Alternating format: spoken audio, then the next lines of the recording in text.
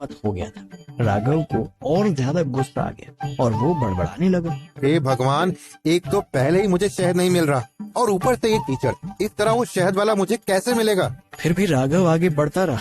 कुछ आगे जाकर ही उसे एक छोटा सा घर दिखाई दिया और वो उस घर की ओर चलने लगा।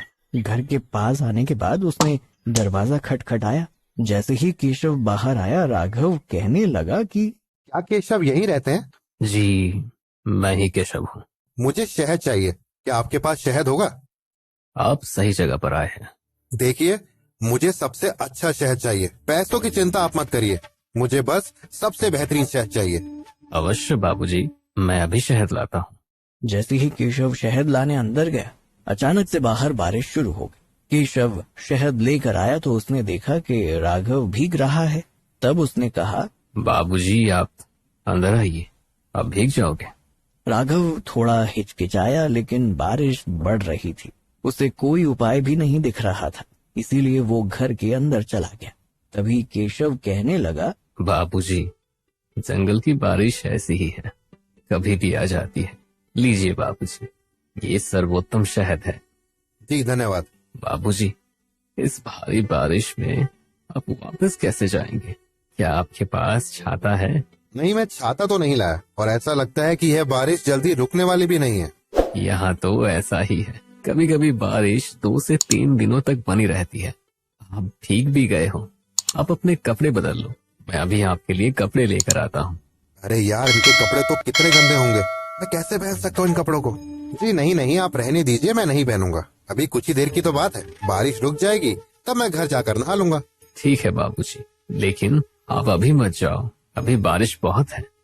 जैसे जैसे शाम ढलती गई, लगातार बारिश और हवा की वजह से राघव को ठंड लगने लगी। वो सोचने लगा कि आज तो मैं काफी भीग गया, मेरे कपड़ों पर भी कीचड़ लगा है, कितनी बदबू आ रही है मेरे कपड़ों से। अगर ऐसे ही मैं रहा तो बहुत जल्दी मुझे बुखार ना हो जाए। ना जाने ये बारिश कब खत्म होगी। केशव ने राघव की बेचैनी देखी और उसके पास आया। मेरी मानो तो आप मेरे कुछ कपड़े पहन लीजिए, अगर आप ऐसे ही बैठोगे तो आपको सर्दी लग जाएगी। राघव शुरू में झिझक रहा था, लेकिन ठंड लगने से अच्छा उसने वो कपड़े पहनने का सोचा। राघव ने केशव के दिए हुए कपड़े पहने तो उसे कुछ हद तक ठंड से राहत महसूस हुई। अब रात हो गई थी, लेकिन बारिश नहीं रुकी। तभी राघव ने केशव से पूछा कि क्या आपके पास छाता होगा? नहीं, मेरे पास तो एक भी छाता नहीं है। जंगल में अकेले रहता हूँ तो मुझे छाते की जरूरत नहीं पड़ती। आप आज की रात यहीं रुक जाइए, कल जब जंगल के अधिकारी आएंगे तो आप उनके साथ चले जाना। राघव ने सोचा कि क्या यहाँ रुकना ठीक रहेगा, लेकिन बाहर चलती तेज बारिश की वजह से वो रात में वहीं रुक गया। खाने का समय होते ही केशव ने राघव को आवाज लगाई, बाबूजी आइए, कुछ खा लीजिए। अब ना जाने मुझे ये किस तरह का खाना देगा। मुझे नहीं खानी है गांव की सब्जी रोटी। नहीं नहीं, तुम खाओ, मुझे भूख नहीं है, मैं कल सुबह घर जाके खा लूंगा। बाबूजी, आप सुबह से बहुत भूखे हैं, कुछ खा लो, आपको भूख लगी होगी।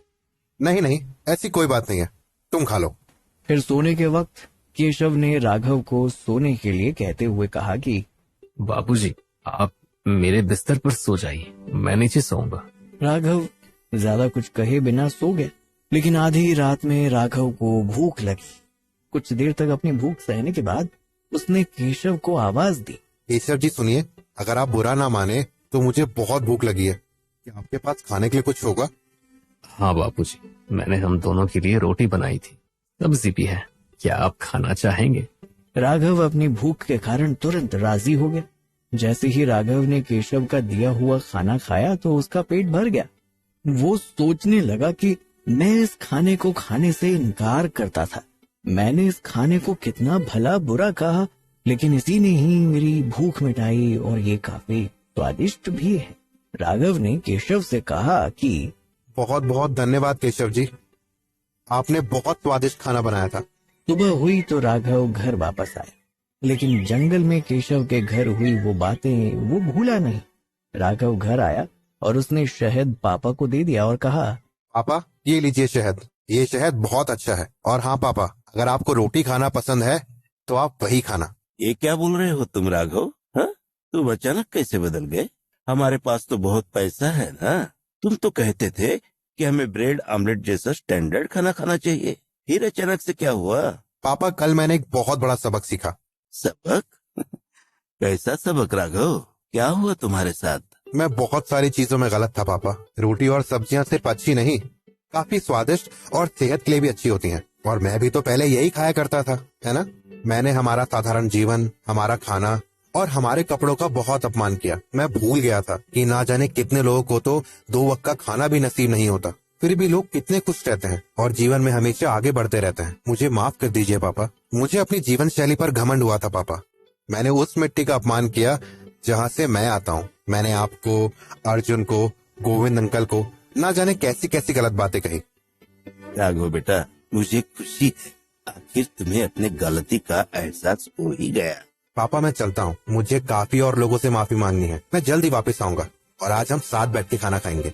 जाओ बेटा जाओ, माफी मांगने में कभी देर नहीं करनी चाहिए। अब मैं सभी से गर्व के साथ कह सकूंगा कि ये मेरा बेटा है।